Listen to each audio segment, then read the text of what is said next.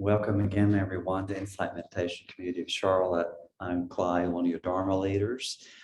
What we normally do now is talk to each other, but if you want to stand up and just look and wave, it's just a wonderful sight to see. And the people online, you can undo your video and see everybody. And and see who's here. Okay.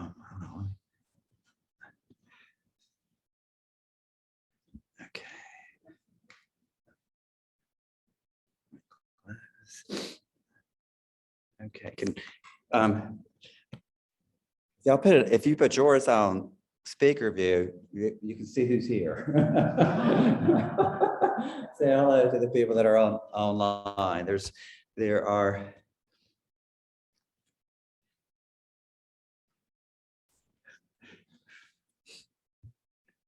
26 people online right now with us.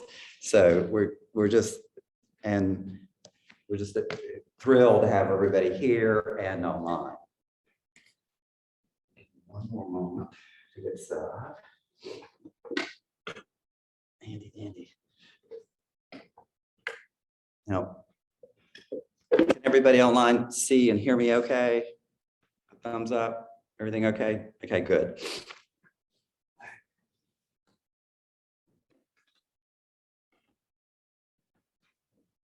This is such a special night to be back after a year and a half of not being here. So I just want to acknowledge that. I want to just kind of take in that for a moment that we are back, we are here. It's just a great special time right now. So tonight we are continuing our series on the Sutta studies that we've been doing. And tonight I'm going to be doing the Majjhima Nikaya number 62. This is called Maharahulovada Sutta. And it translates to the greater discourse of advice to Rahula. Now, Rahula was the only child of the Buddha. And the Buddha left his home, left the palace soon after Rahula was born. And he started his journey to seek the end of suffering. And then a few years later, Rahula went to live with the Buddha. And then he eventually became a monk, a bhikkhuni bhikkhu. And at the time of this sutta, he was about 18 years old. And that's important to know. He was 18 years old around this time. It starts out with, thus I have heard, which in the suttas, that means that this is repeated by Venerable Ananda. He's the one that memorized all the suttas. And when they went to put them down, to write them down, he was able to tell everybody what happened. It also happened in Jettas Cove, where the Buddha was. Thea talked about Jettas Cove last week. And one morning, the Blessed One got up, the Buddha got up, and he got ready, and he was going to go into town to do his alms round. And Rahula got up and went with him also. And they were getting ready to take off. And then the Blessed One looked back and addressed the Venerable Rahula thus: Rahula, any kind of material form, whatever, whether past, future, or present, internal, external, gross or subtle, inferior or superior, far or near, all material form should be seen as it actually is with the proper wisdom thus: this is not mine, this I am not, this is not myself. So why did the Buddha turn around and say that? Well, according to the commentaries, while Rahula was following the Buddha, he noted with admiration the physical perfection of the master and reflected that he himself was of similar appearance, thinking, I too am handsome like my father, the Blessed One. The Buddha's form is beautiful, and so too is mine. The Buddha read Rahula's thoughts, and decided to admonish him at once, since such vain thoughts could lead him to greater difficulties. And so the Buddha framed his advice in terms of contemplating the body as neither self nor possession of self. And you can see a 18-year-old young man going, oh, I'm pretty good looking. But Rahula says, well, only material form, blessed one, only material form, sublime one. The Buddha said, material form, Rahula, and feeling, perception, formations, and consciousness. That is what we know as the five aggregates. So I thought, well, maybe this sutta is about the five aggregates. But I'm not going to teach about the five aggregates. So let's keep going.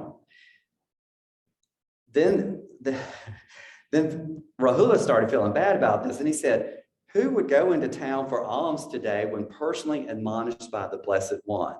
So he didn't go into town. He went and sat under a tree and started meditating. The Venerable Sariputta saw him sitting there and addressed him thus: Rahula, develop meditation of mindfulness, meditation of breathing. When mindfulness of breathing is developed and is cultivated, it is of great fruit and great benefit. So Rahula meditated all day.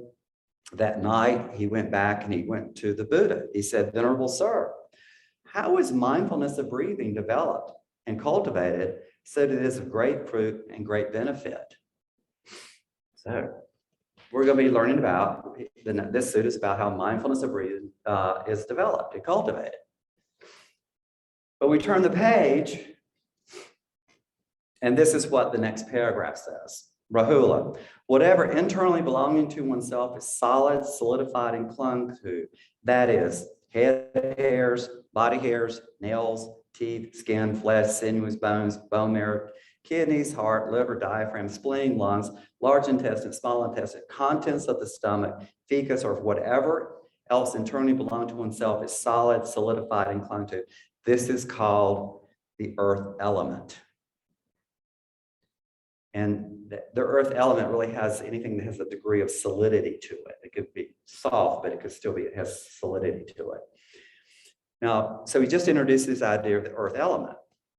And then he goes on to say, I'm going to read this part, but we're not going to read it for the other elements. Now, what he talks about here, really, I'm going to read it. It says, the internal element and external elements are the same thing. Earth out there is the same thing as the earth that makes this up. And you should look at this. This is not mine. This is not, this I am not. This is not myself. So what it happens is that one becomes disenchanted with the earth element and makes the mind dispassionate toward the earth element. So that's the earth element. The next paragraph, what's the water element? Whatever internally belonging to oneself is water, watery, clung to, that is bile, phlegm, pus, blood, sweat, fat, tears, grease, spittle, snot, all of the joints, urine, or whatever else internally belonging to oneself is watery or water is called the water element. The water element has to do with cohesion. We don't see the water element in ourselves a whole lot, but it's 60% of us, we're water.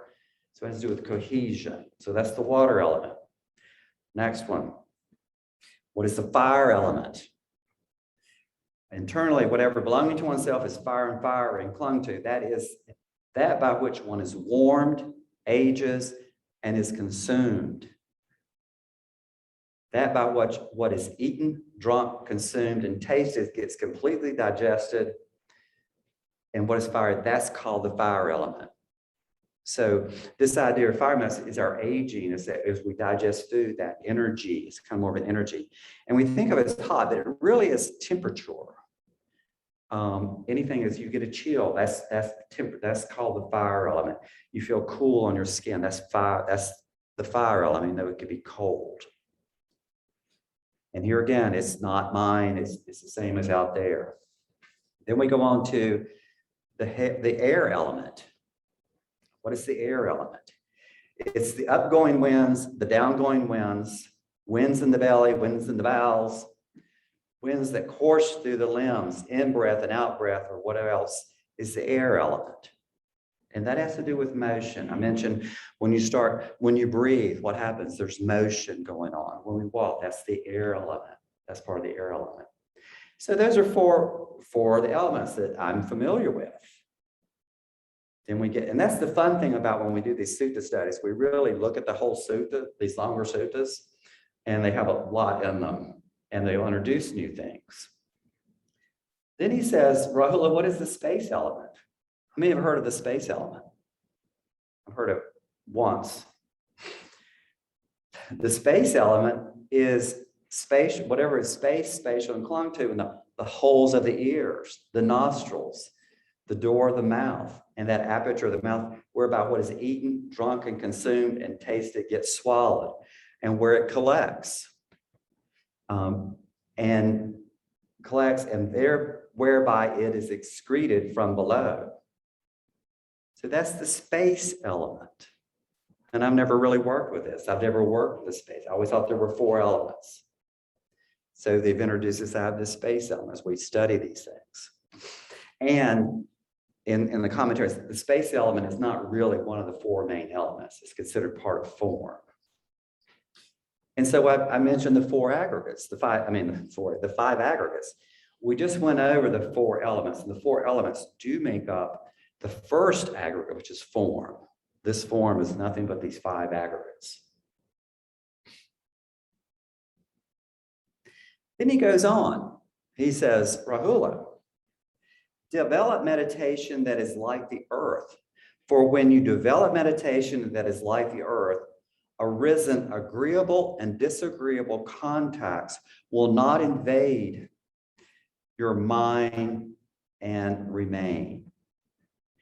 Just as people throw clean things and dirty things, excrement, urine, spittle, pus, and blood on the earth, and the earth is not horrified, humiliated, or disgusted because of that, so too, Rahula, develop meditation is like the earth. And he goes on. He says, develop meditation in this like water. And he just uses this same description here that people clean dirty and clean things, so the excrement, the water, all that in water, and water is not disgusted or humiliated. So you want to develop like water. You want to be like water. You want to be like fire. All this stuff gets thrown, clean and dirty, gets thrown into a fire, and the fire burns and consumes it without being humiliated, disgusted. That's okay. It just burns whatever you throw into it. Develop meditation that's like the air. Just as the air blows on clean and dirty things, on excrement, urine, spittle, pus, and blood, the air is not horrified, humiliated, and disgusted because of that too. Agreeable and disagreeable contacts will not invade your mind and remain. This idea of developing this meditation like this is kind of this thing of impartiality, firmness. The mind's not going here and there. Things are going to hit the mind. It's not going to be pulled away during your meditation. This impartiality, whatever happens, I can deal with it. Whatever's rising, I can be with it. So we've got a teaching on the 4 elements here. We've got to teach on all else, but wait, there's more. Rahula, develop meditation on loving kindness. For when you develop meditation on loving kindness, any ill will be abandoned. What do we get into now? The divine abodes. Develop meditation on compassion. For when you develop meditation on compassion, any cruelty will be abandoned. Develop meditation on appreciative joy. For when you develop meditation on appreciative joy, any discontent will be abandoned. A few weeks ago, I gave a talk on appreciative joy and how to create happiness. And here he is, he's saying, if you develop meditation on appreciative joy, your discontent, your unhappiness will be abandoned. Rahula, develop meditation on equanimity. For when you develop meditation on equanimity, any aversion will be abandoned. So now we've gotten the 4 divine abodes: loving kindness, compassion, appreciative joy, and equanimity. Then he gives him another one. He does on a couple things. Develop meditation on the perception of impermanence. For when you develop meditation on the perception of impermanence, the conceit I am will be abandoned. And impermanence is one of those factors of existence that we talk about. It's the first thing we kind of start to experience in meditation is that impermanence, and that there's not a solid self here. I'm rising and passing away. Develop meditation on foulness. For when you develop meditation on foulness, any lust will be abandoned. Now, one thing I forgot to mention that the Buddha went back and said, when he started talking about the elements, the reason he started talking about the elements, the good thing was that he, right at the beginning, he said, any material form don't think of this as me and mine, because you're sitting here thinking you look good. Well, he didn't think Rahula got it. So he's going back and saying, you're nothing but a bunch of elements. You're not this good-looking guy walking around here. I need to make sure you get this. So you need to meditate on the fact that you're just a bunch of elements. And then he repeats this one about foulness, so that we eliminate, so lust will be abandoned. So now we've got, all this is going on. Now, what was the original question? The original question was, that Rahula had asked was, how is mindfulness of breathing developed and cultivated so there's great fruit and great benefit? So now the Buddha tells him about how is mindfulness of breathing developed and cultivated so that it's great fruit and great benefit. He finally gets around to answering the question. And what is here is really the Anapanasati Sutta, which Debbie talked on 3 or 4 weeks ago. And it goes into long breath, short breath, formations, rapture, the whole thing. So there's like 4 or 5 paragraphs on the mindfulness, the establishment of mindfulness of breathing. So he finally gets around and explains that to him. So now we've got mindfulness of breathing in this sutta also. And he says, when mindfulness of breathing is developed and cultivated in this way, even the final in-breaths and out-breaths are known as they cease, not unknown. Even the final in-breath and out-breaths are known. This is if a meditator or the monk is doing this, even when they're dying, they will know that last breath. Now, we can't practice with that one. But we can practice. I have been on retreats where when your mind gets calm, the direction is when you go to bed at night. You maintain this mindfulness, and when you're lying in bed and you're going to sleep, can you notice that last breath before you fall asleep? That's how quiet your mind can get. So when you're getting ready to fall asleep, you'll notice that was that in-breath or an out-breath that you went to sleep on. So that's the end of the sutta. We had Rahula. We thought we were getting the 5 aggregates. We got the elements, and we ended up with the divine abodes and a little bit on impermanence, and then we finally get mindfulness of breathing in here. So he gave Rahula a good talking. And but one thing that I did notice, and I think that's what's interesting about when we do these suttas, we see there's a lot in there. And sometimes you go the teaching on there's a sutta called Anapanasati Sutta. I can't say it. That's by itself. But this is one of the main teachings on the elements. When you look up elements, you're going to come here. So I may go and I'm like, okay, I got this piece on the element and not see the rest of the sutta. Now I've seen the rest of the sutta. And I think in looking back at this, sutta was young, and it kind of gave an overview of how we should approach our practice. We start first with the body. We want to work with the body. If you go to the Satipatthana Sutta, the first section in there is working with the body. this clinging, this lust, this attachment to the body, these sensual desires. That's the first thing in our practice we start with. And then we want to continue developing loving kindness meditation as we go through.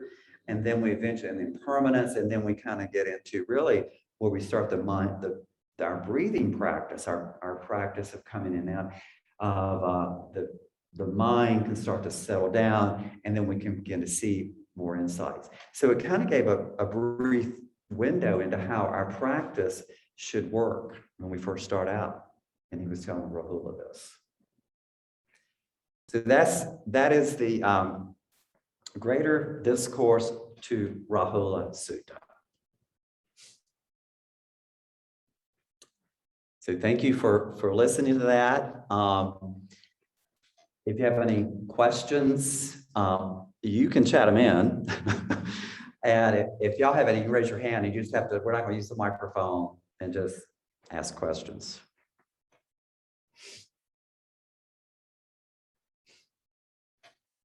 And that's okay.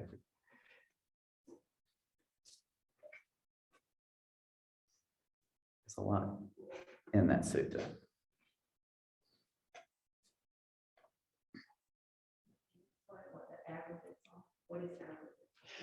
Oh, okay. There, real briefly, this is a real brief, if I can remember them all. There's 5 aggregates. One of the teachings, just like and I want to compare, I like to compare it to the senses, like we're the 6 sense bases, that's all we are. I like to compare, we're just the 5 aggregates. Form, which is this body. Feeling, which is pleasant, unpleasant, or neutral. Every time this form comes in contact with something, there's going to be one of those. Out of that, there's going to be a perception, which is when I see something, I say, oh, there's Artith. I know this person. This is a person that there's a whole bunch of perceptions about that. Or this is a chair. That's a table. So those are things we kind of have like that. Now the 4th one is the one that's really the one that gets us, that's volitional formations. And that has to do with what we kind of add to this story. That's our prejudice sometimes, our bad karma's in there. We may say something about, I like that. Usually that's where the I starts to be formed. I don't like this, I want that, and that happens. That's where we get in trouble. And then there's consciousness, which kind of oversees all this, because there's consciousness.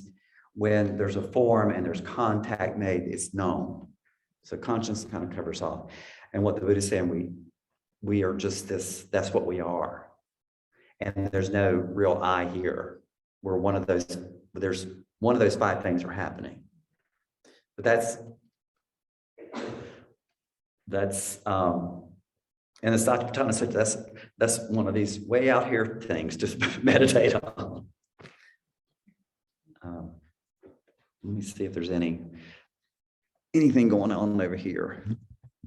I know this is. I'm learning. Okay, here we go.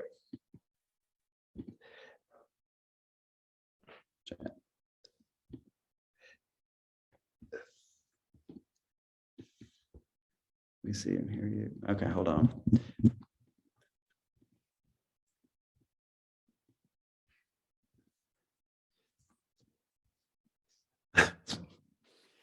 Someone's, and this is,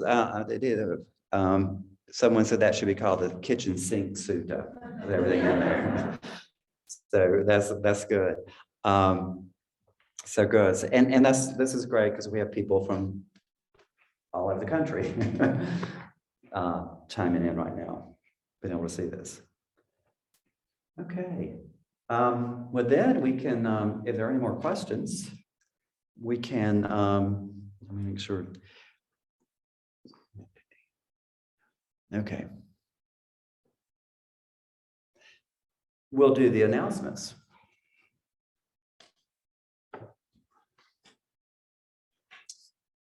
And these are all on the website, imccharlotte.org for details. All this is out there. We have our Donna box in the back now, hint, hint. So if you want to support us, there's a way to do that back there. You can still donate, and you can still donate online. I don't want to forget you. Tuesday noon sets are still, we're doing the Tuesday noon sets, but they're still online. They're still on the Zoom. You can get to that through there. September the 2nd, the book discussion group will start up again. And you can contact Joy if you'd like to get involved with that. I believe that's going to be via Zoom.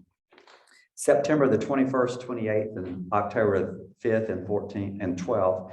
These are Tuesday evenings. There's going to be a Beyond the Basics series that Debbie's leading, developing our understanding of samadhi, wise effort, wise mindfulness, and wise concentration. And you can see Debbie if you have any questions on that. Our retreat that we'll be leaving will be on the night, starting on the 19th of August. I believe that's closed as far as registrations go. But is there anything else on that? There are a few spots. There are a few spots. If you're interested in doing it, contact Maria or Kathy, and that information is on the website. We will be doing our instruction periods will be at 7 o'clock here every Wednesday night. So if you know of anybody that has been thinking about coming, is interested in learning more about insight meditation and what we do here, we will be doing live in-person meditation instructions here every Wednesday night.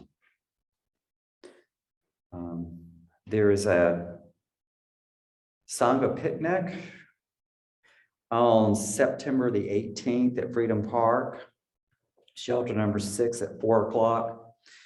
I believe I'm going to say no potluck. You bring your own food. And so we're not going to be sharing food. So you can have food there. I mean, you can bring your own food for that standpoint. We'll provide ice and water, and we're going to provide some desserts or cookies or something that's less contaminated. Yeah. Yeah, we'll provide ice. We don't normally provide contaminated,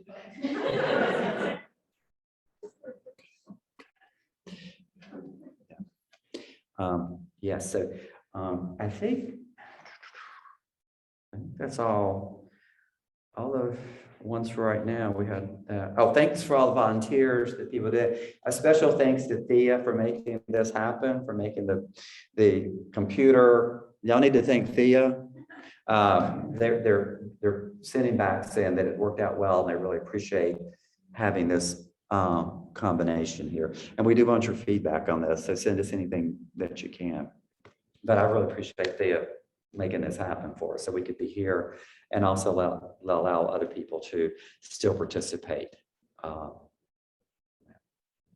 like to say that we had an anonymous donor that chipped in and made the laptop possible. Thank you. It's a big generosity in this. And that's generosity to the Sangha. We appreciate that. It doesn't have an enter key, so I don't know how to use it. But that's what the thing was up here earlier. I was like, I don't know how to, it doesn't go enter because I'm not a Apple person. So we'll work through all that. That's part of this transition. We'll work through all that. Great. Please repeat comments. Oh, the audience was just that that's a good idea. We had someone that donated, an anonymous donor, donated the laptop so we could have this going on, have this here. We got internet here and all that good stuff. Okay. Is there, before we do our meta, is there anything the board or someone would like to add to this? Because this is kind of an unusual night and I don't want to miss anything. They've been working hard to make this happen. And it's just so wonderful to see everybody. I know that in the meditation for me, it's different when I meditate with people for some reason. And so it's just special. How many people you think are here? I want to tell them. Like 1, 2, 3, 4, 5. 38. There's 38 or so people here. So that's a nice nice showing for tonight and happiness. Okay, then we'll do our metta meditation, and we can call out a name. If you want to call out people, they can call out people that into the room that we will send collective meditation to tonight.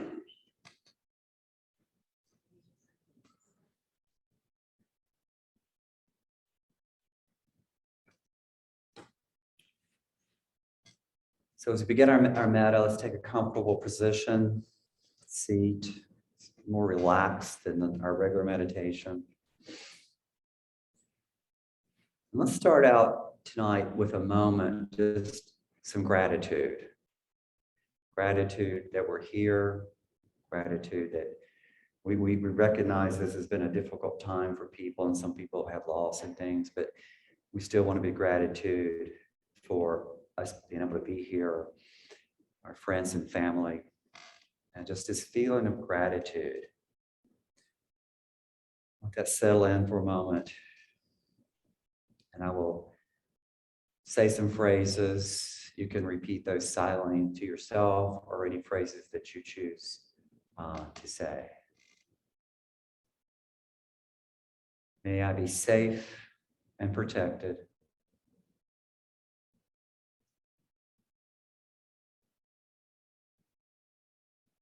May I be healthy and strong.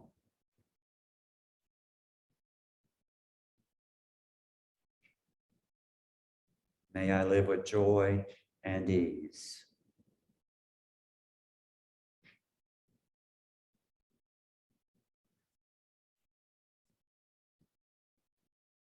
May my happiness increase.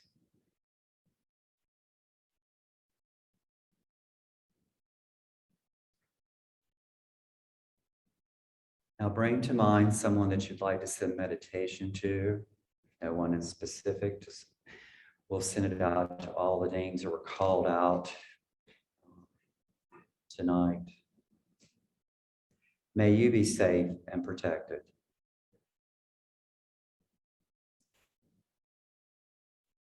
May you be healthy and strong.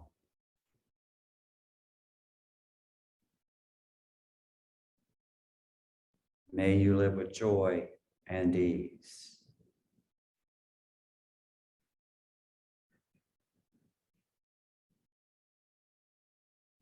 May your happiness increase.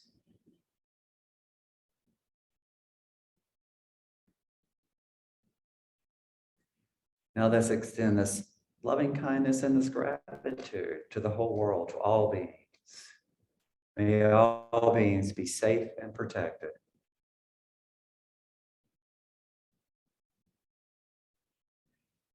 May all beings be healthy and strong.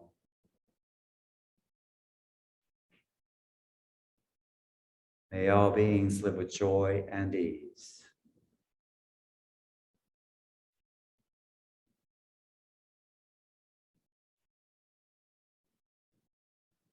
And may the happiness of all beings increase.